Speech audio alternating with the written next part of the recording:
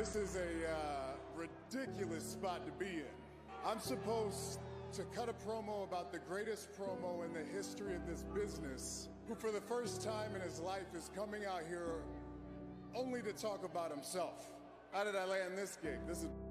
I almost said no, but I love my wise man.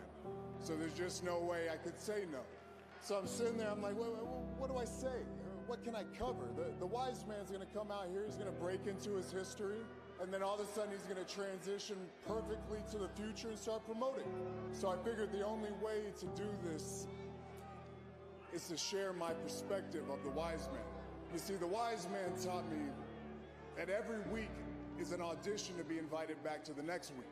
He taught me that no matter how great I become, there's still lessons to be learned from anyone. And if you're not learning, you're not growing. The wise man taught me that no matter what happens, as long as our children are healthy, we're blessed men. But the wisest piece of advice came from Paul on a rental car shuttle at 5 in the morning on a Wednesday. And I was blackout drunk, yeah. It was a good loop. We had a good loop, y'all. And back then we celebrated all the time, but I knew it had to be good advice because I remembered all of it.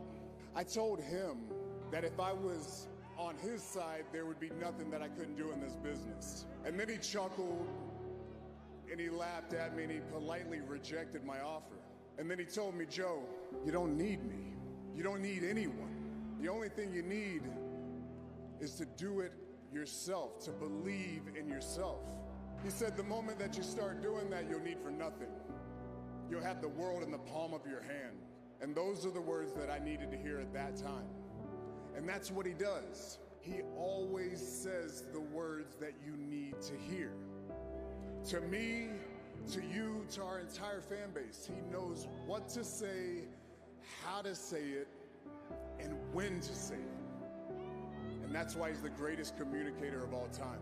Plain and simple, the tribal chief doesn't happen if I'm not with the wise man. And I can tell you this much. The moment I'm not with the wise man is the moment you won't see the tribal chief anymore. I don't care how his character is presented. He's a good man. No, he's a great man. No, he's a mensch. And I get it. It's pretty easy to judge his book by a cover. But no matter how you judge it, you should take the time to read it because you'll never experience a story quite like it. So with that, please join me and acknowledge the newest member of the WWE Hall of Fame, class of 2024, my wise man, Paul Heyman.